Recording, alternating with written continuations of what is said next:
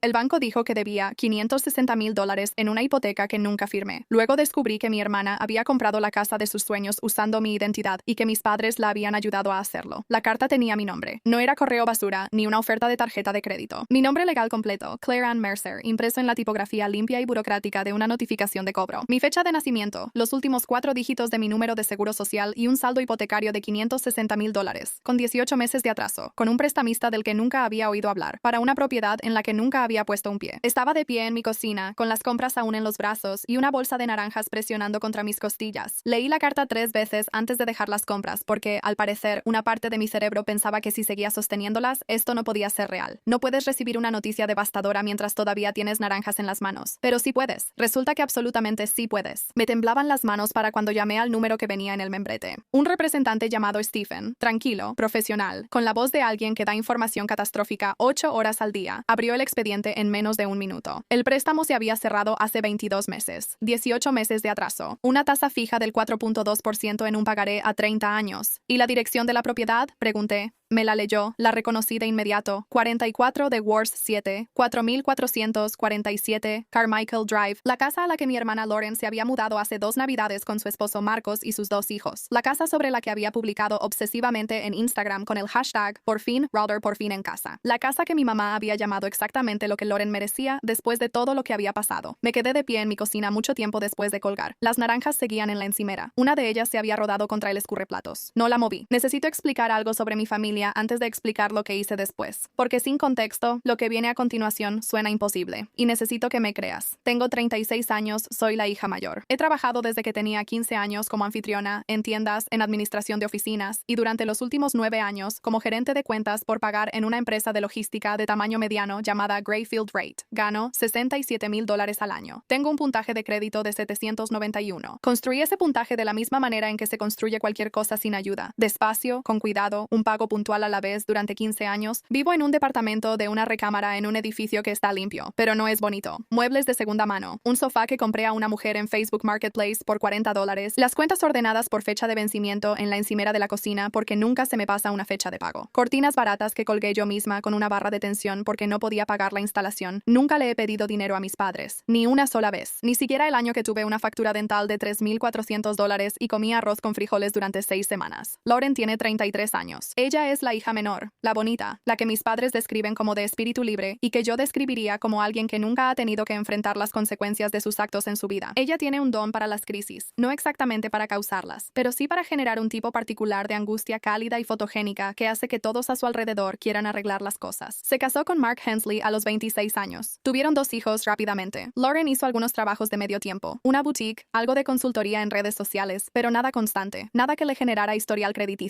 Las primeras señales de alerta eran cosas que yo había racionalizado durante años. La manera en que mi mamá mencionaba, casualmente, que había tenido que ayudar un poco a Lauren con algo, siempre era vaga sobre la cantidad. El cumpleaños en el que Lauren me dio una tarjeta sin regalo y mi mamá me apartó después y me dijo, está pasando por un momento difícil, no lo hagas un problema. El hecho de que Lauren, en lo que recuerdo de mi vida adulta, nunca me había hecho una pregunta directa sobre mi vida a menos que necesitara algo. Me decía a mí misma que así era la familia, que así funcionaban algunas familias. Me equivoqué sobre el tipo de error que era. Le mandé un mensaje a Lauren con una sola frase. ¿Por qué mi nombre está en tu hipoteca? Aparecieron 3 puntos. Desaparecieron. Volvieron a aparecer. Desaparecieron. Miré mi teléfono durante 4 minutos. Luego me llamó mi mamá. No Lauren. Mamá. Claire. Su voz era cuidadosa, medida. La voz que usa cuando ya decidió cómo va a ir la conversación. No empieces un drama antes de saber toda la historia. No estaba sorprendida. Lo noté de inmediato, como una astilla bajo la piel. No estaba sorprendida. Ya estaba manejando la situación. Lauren estaba desesperada, dijo, con un suspiro que sugería que yo era la parte irrazonable. El banco no aprobaría su ingreso por sí sola, y el crédito de Mark había algunos problemas. Siempre has sido tan buena con el dinero, Claire. Pensamos que sería temporal, solo hasta que pudieran refinanciar. Me senté en mi sofá de segunda mano. ¿Nosotros? Dije. ¿Qué? Dijiste, pensamos. ¿Quiénes somos nosotros, mamá? Una pausa, no muy larga. Lo suficiente. Mi papá levantó la extensión. No sabía que todavía tenían una línea fija que funcionara así. Se sentía como recibir malas noticias de 1987. Tu hermana tiene hijos, dijo él. 2 niños que necesitan un hogar estable. Tú solo tienes que preocuparte por ti misma. Solo por ti. Miré alrededor de mi departamento. Las cortinas con barra de tensión, las naranjas en la encimera, solo tú misma. Como si los 36 años que había pasado siendo la estable, la responsable, la hija que nunca necesitó nada, como si eso fuera un defecto de carácter. Como si de alguna manera le hubiera fallado a mi familia por no necesitar que me rescataran lo suficiente. Querían que me quedara callada, que lo manejara en privado. Llama al banco, arregla algo, no arruines la vida de Lauren por un papeleo. Papeleo, $560,000, $560,000, 18 meses de atraso. Un aviso de cobranza dirigido a mí. Papeleo. Les dije que lo pensaría. No dormí esa noche. A la mañana siguiente, manejé hasta la estación de policía del Distrito 14 a las 8:47 a.m. Tenía el aviso de cobranza, 3 meses de mis reportes de crédito reales impresos de annualcreditreport.com y una captura de pantalla del Instagram de Lauren del día que se mudó. Ella de pie frente a 44,117 Carmichael Drive con una botella de champaña y el pie de foto. Hogar, dulce hogar. Los sueños sí se hacen realidad. La oficial en recepción era una mujer llamada Patricia Collis. Después supe que llevaba 11 años en la unidad de delitos financieros. Era compacta, eficiente y escuchaba sin mostrar expresión, lo cual agradecí. La compasión me hace llorar. La eficiencia evitó que me desmoronara. Ella tomó mi documentación, registró el informe y asignó un número de caso. ¿Quién tenía acceso a tu información personal?, preguntó. Seguro social, fecha de nacimiento, números de cuentas existentes. Había temido esa pregunta, no porque no supiera la respuesta, porque decir la respuesta en voz alta en un edificio oficial, con una mujer escribiéndola en una computadora, la hacía permanentemente real. Mi hermana, dije, y probablemente mis padres. Mi voz se quebró en esa última palabra. La oficial Collis me miró solo por un segundo, dejando que el profesionalismo se deslizara exactamente 1 milímetro, y dijo, lo siento, eso es algo difícil de decir. Lo era. El caso fue asignado 2 días después al detective Raimundo Holloway de la Unidad de Delitos Financieros. 16 años en la fuerza, los últimos 7 en fraude financiero. Me llamó desde su escritorio a las 4:15 p.m. Un martes, hizo preguntas metódicas con una voz baja y monótona, y me dijo que reuniera todo lo que tuviera, cada documento, cada comunicación, cada prueba. No los alertes, dijo. No hables del caso. No le digas a los miembros de tu familia lo que nos has contado. Mi mamá ya me llamó, le dije. Una pausa. ¿Qué te dijo? Se lo conté. Otra pausa. Más larga. Señorita Mercer, dijo. Quiero que entiendas que lo que estás describiendo, el uso de tu identidad sin consentimiento, firmas falsificadas en documentos financieros. Esto es un delito grave de robo de identidad. En este estado, eso conlleva hasta 10 años. Escribí 10 años en una libreta. Lo miré fijamente. Está bien, dije. Esto va a ser incómodo. Lo sé. Puede fracturar tu familia de manera permanente. Detective Holloway, dije. Ellos hicieron eso, no yo. Se quedó callado un momento. Es justo, dijo. Pasé la semana siguiente en una especie de pesadilla despierta que no tiene un buen nombre. En la superficie, todo era normal. Fui a trabajar. Respondí correos electrónicos. Almorcé en mi escritorio. Llamé a mi mamá 2 veces. Casual, cuidadosa, sin revelar nada, porque el detective Holloway me había pedido que mantuviera el contacto y anotara cualquier cosa útil. Mi mamá, hay que reconocerlo, era buena fingiendo normalidad. Mencionó a los hijos de Lauren. Me preguntó si había visto un programa que le gustaba. Dijo que mi papá tenía problemas en la rodilla. Ni una sola vez mencionó la hipoteca. Ni una sola vez me preguntó si lo había pensado, como me había pedido. Ella se había reajustado, lo entendí. Había decidido que si actuaba como si nada hubiera pasado, tal vez nada seguiría pasando. Mientras tanto, yo estaba obteniendo toda la información de mi reporte de crédito. Había obtenido los reportes de los 3 buros, Experian, TransUnion, Equifax, y los analicé línea por línea en mi mesa de la cocina con un resaltador. La hipoteca era el elemento obvio, pero no era el único. Había una tarjeta de crédito abierta a mi nombre hace 18 meses, $11,000 al tope. Un préstamo para auto de hace 24 meses para una Nissan Pathfinder, $31,000. Me quedé sentada con los reportes durante mucho tiempo. Luego llamé a la abogada interna de Greyfield, una mujer llamada Diane Tate, quien había sido mi aliada profesional silenciosa durante 4 años, y quien, cuando le dije que necesitaba una recomendación para un buen abogado de protección al consumidor, no preguntó por qué. Ella solo dijo, Margaret Owes es la mejor que conozco. Dile que yo te envié. Margaret Owes llevaba 19 años en el derecho de protección al consumidor y fraude de identidad. Su oficina era pequeña, precisa y estaba llena de archivos de casos organizados por pestañas de colores. Usaba lentes para leer colgados en una cadena y tenía el porte de alguien que lo había escuchado todo y a quien pocas cosas le sorprendían. Ella revisó mi documentación, se tomó su tiempo, hizo anotaciones. ¿Cuántos miembros de tu familia tenían acceso a tu número de seguro social y datos de cuenta?, preguntó. Mis padres, como mínimo. Probablemente mi hermana. Posiblemente su esposo. ¿El esposo? ¿Es cooperativo? Aún no lo sé. Es complicado. Mark siempre me había parecido un hombre vagamente atrapado, vagamente avergonzado de la trampa. No sabía de qué lado se inclinaría. Margaret me miró por encima de sus lentes. Señorita Mercer, esto implica un riesgo legal considerable. Estamos hablando de una hipoteca de $560,000. Potencialmente un préstamo adicional para un vehículo. Fraude con tarjetas de crédito. Solo el valor acumulado de los cargos por robo de identidad. Solo eso. Puede haber más, dije. Le conté sobre la tarjeta de crédito y la Pathfinder. Ella anotó algo. Hoy vamos a presentar una declaración jurada formal de robo de identidad ante la FTC ABC. Eso inicia el registro documental para empezar a reparar tu historial crediticio. ¿El detective Holloway está llevando a cabo una investigación criminal paralela? Sí. Bien. Ella cerró la carpeta. Ve a la cena familiar el sábado. La miré fijamente. ¿Qué? Tu madre te invitó a cenar. Me dijiste que está actuando como si nada hubiera pasado. Ve.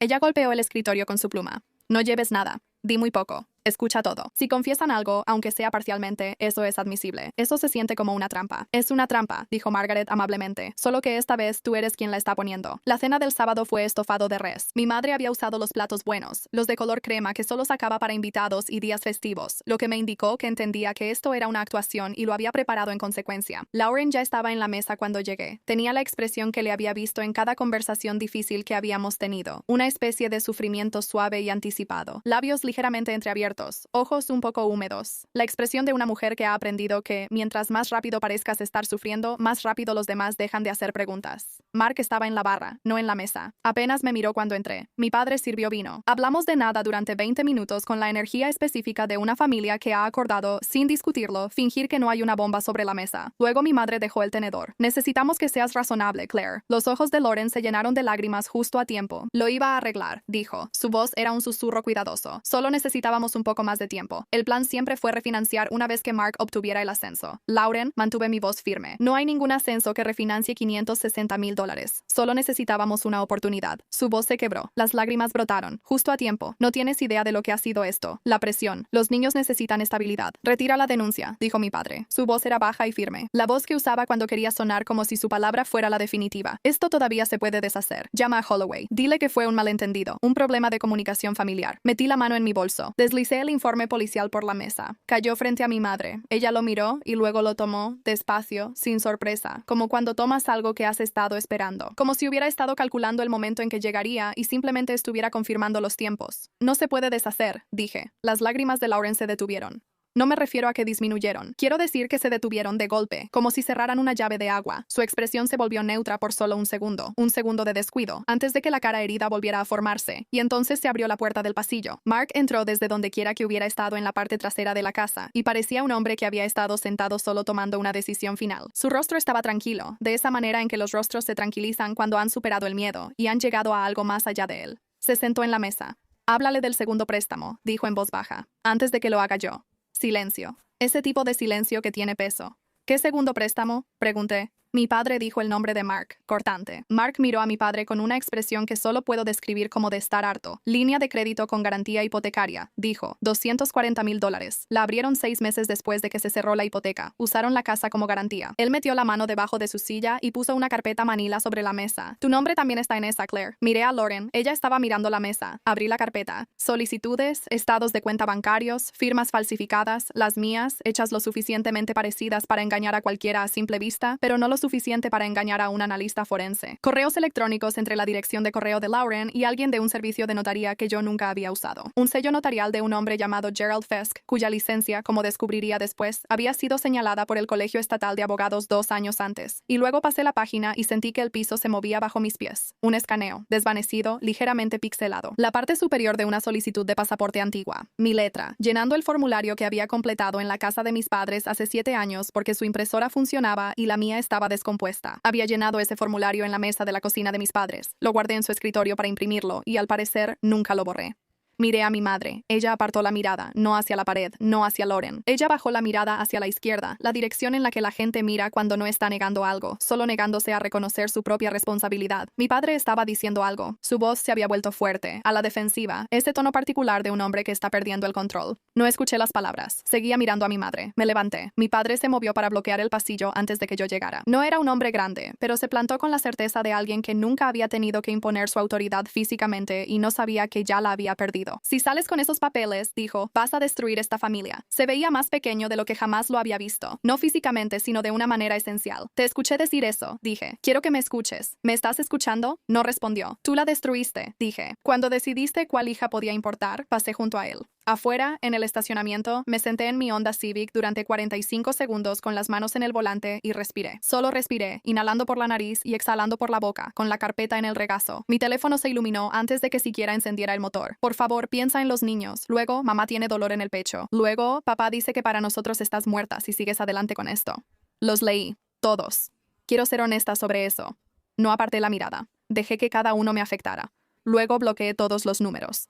Llamé a la detective Holloway desde el estacionamiento. Tengo la carpeta, le dije. Una pausa. No vayas a casa, me dijo. Ven directo aquí. Las siguientes 3 semanas fueron las más agotadoras de mi vida. No un agotamiento dramático, sino un agotamiento administrativo. El cansancio específico y desgastante del papeleo, llamadas telefónicas, citas y documentación que desmantela una vida normal y la vuelve a armar como evidencia. El equipo de delitos financieros de la detective Holloway trajo a un perito forense en documentos llamado Carl Bresnahan, con 30 años de experiencia en análisis de documentos cuestionados. Anteriormente, en la oficina de campo del FBI, quien pasó 2 días con las solicitudes de hipoteca y la documentación de la línea de crédito con garantía hipotecaria, y elaboró un informe de 47 páginas concluyendo que las firmas eran falsificaciones, inconsistentes con los ejemplares conocidos del sujeto en ritmo, presión del bolígrafo y trazo final. Identificó una segunda firma falsificada, diferente a la mía, que resultó ser la de Mark, en un documento de seguro que, al parecer, Lauren había presentado sin que él lo supiera. Fue entonces cuando Mark dejó de ser una figura periférica y se convirtió en testigo. Su abogado, un hombre llamado David Park,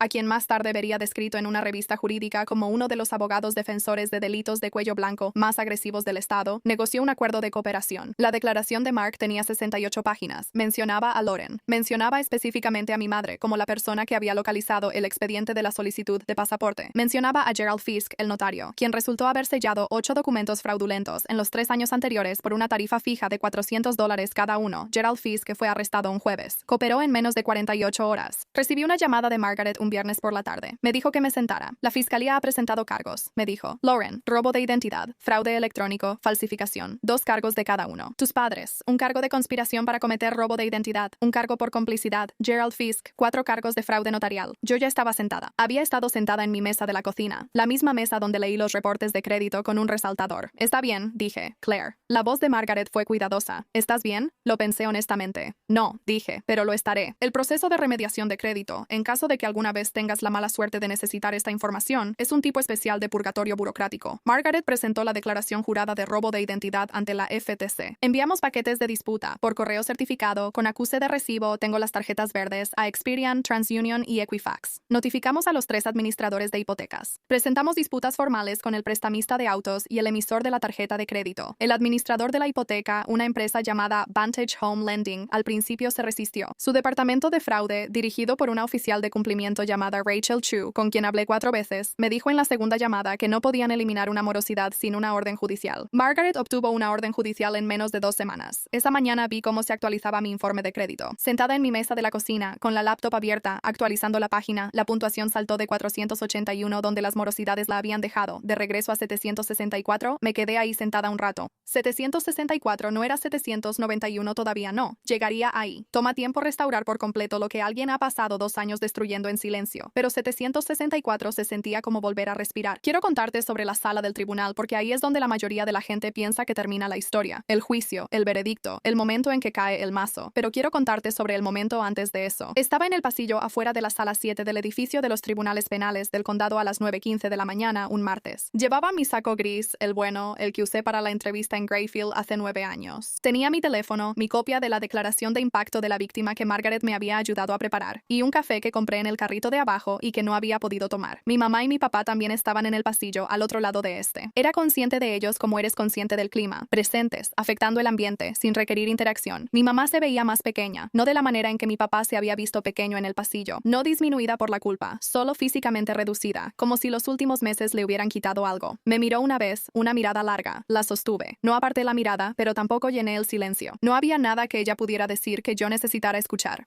Adentro, cuando el juez preguntó si quería hablar, me puse de pie. Había practicado la declaración 12 veces, en voz alta, en mi departamento, frente a las cortinas de la barra de tensión. La había reducido de 3 páginas a 1. Margaret me había dicho, específica, clara, sin palabras de más. Los jueces no necesitan tus emociones. Necesitan entender lo que te quitaron. Dije que mi nombre era lo único que poseía completamente. Mi crédito, mi historial, mi identidad financiera. Lo construí durante 15 años, sola, sin ayuda, porque yo era la hija en esta familia a la que no se le permitía necesitar ayuda. Usaron mi nombre porque sabían que yo respondería por ello. Lo usaron sin preguntar porque asumieron que el amor significaba que yo absorbería el daño en silencio. Estoy aquí para decirle a este tribunal tribunal y a mi familia, que está en esta sala, que el amor sin responsabilidad es solo otra forma de dar permiso para seguir lastimando a alguien. Mi madre lloraba detrás de mí. Podía oírlo. No me volteé. Me senté. Margaret puso brevemente su mano sobre mi antebrazo. No dijo nada. No tenía que hacerlo. Lauren fue llamada. Se puso de pie. La expresión herida estaba ahí. Siempre está ahí. Ya es algo estructural. Vive en su rostro. Pero algo debajo de eso había cambiado. Parecía una mujer que ha estado corriendo hacia algo durante mucho tiempo y que finalmente, en el último momento posible, vislumbró lo que es. Su abogada se inclinó, le susurró algo. El rostro de Lauren se puso blanco. No pálido. Blanco. El color del papel, el color de un reporte de crédito. Después supe lo que la abogada le había dicho. El acuerdo de cooperación de Mark incluía un detalle del que la propia abogada de Lauren no había sido informada completamente hasta esa mañana. Los correos electrónicos entre Lauren y Gerald Fisk incluían una cadena reenviada desde la dirección de correo de mi madre que contenía una copia escaneada no solo de mi solicitud de pasaporte, sino también de las declaraciones de impuestos de mis padres, y una nota de mi madre que decía, usa lo que necesites. Solo no dejes que ella se entere. Mi madre había escrito eso. Solo no dejes que ella se entere. Laura se quedó de pie en ese podio por un largo momento. Su abogada volvió a susurrar, y entonces Laura dijo 3 palabras. Me declaro culpable. Epílogo. 8 meses después. Laura recibió 22 meses de libertad condicional, 200 horas de servicio comunitario y una orden de restitución de $800,000. $800,000. El valor combinado de los daños por morosidad hipotecaria, la línea de crédito sobre el valor de la vivienda, la tarjeta de crédito y los honorarios legales. Ella y Marcos están separados. Se mudó a un departamento de 2 habitaciones en el código postal de sus padres. No sé la dirección. Mis padres recibieron 12 meses de libertad condicional cada uno y una multa conjunta de $45,000. $45,000. Mi papá se jubiló anticipadamente. Mi mamá tomó un trabajo de medio tiempo en un centro de jardinería, lo cual sé solo porque una conocida en común me lo dijo. Yo no pregunté. Gerardo Fiske perdió su licencia de notario y se declaró culpable de 4 cargos de fraude. Recibió 18 meses de libertad condicional y tiene prohibido manejar cualquier documento notariado en el estado de manera permanente. Mi puntaje de crédito es 803. Me mudé a un departamento de 2 habitaciones hace 6 meses. Está en un edificio que no solo está limpio, sino que es bonito. Las cortinas son cortinas de verdad, colgadas con una barra adecuada, instalada por alguien a quien le pagué para hacerlo correctamente. Hay una segunda habitación que uso como oficina. Hay un mensaje de voz en mi teléfono de mi mamá, dejado hace 3 meses, que no he escuchado y puede que nunca escuche. Tampoco lo he borrado. No estoy segura de lo que eso significa. Creo que significa que todavía estoy decidiendo. Mark me envió una tarjeta. Solo una tarjeta, sin carta. Decía, debí haber dicho algo antes. Lamento no haberlo hecho. Espero que estés bien. Le respondí. Estoy bien. Gracias por la carpeta. Lo decía en serio. A veces pienso en la solicitud de pasaporte, la que llené en la mesa de la cocina de mis papás hace 7 años, un martes por la tarde, porque su impresora funcionaba. Recuerdo haber salido de la casa ese día, subirme a mi auto, sin pensar 2 veces en el archivo que dejé en su escritorio. Les había confiado algo pequeño y ordinario y completamente mío, y ellos lo guardaron, esperando. Ya no lo pienso con enojo. Lo pienso con la claridad específica que llega cuando por fin entiendes los términos de una relación que siempre fue condicional. Simplemente no sabías cuál era la condición. La condición era el silencio. Yo no la cumplí. Esa es la única parte de esta historia que no cambiaría.